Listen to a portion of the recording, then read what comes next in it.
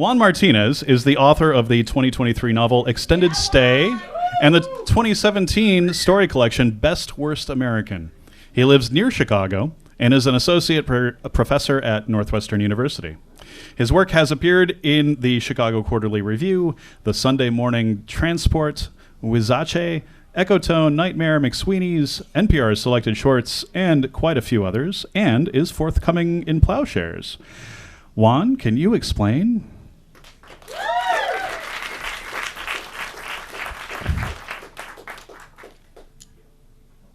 Hi, Andrew. I totally can.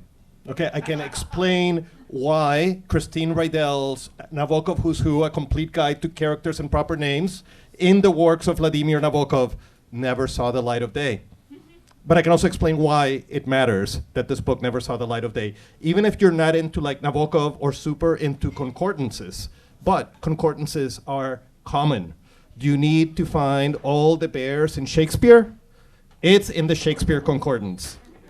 Or like the name of a particular horse or dragon in George R.R. Martin's Game of Thrones?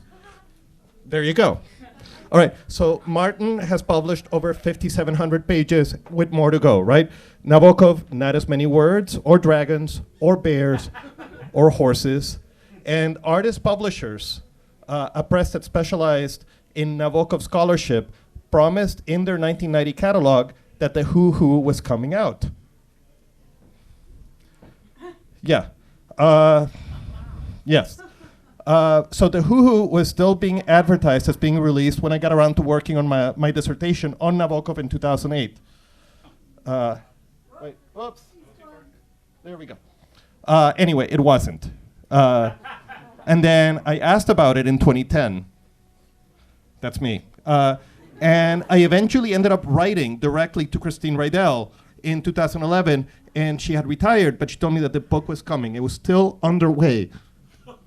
She'd found this undergrad to collate the original files, which she had on floppy disks, and that she'd been adding.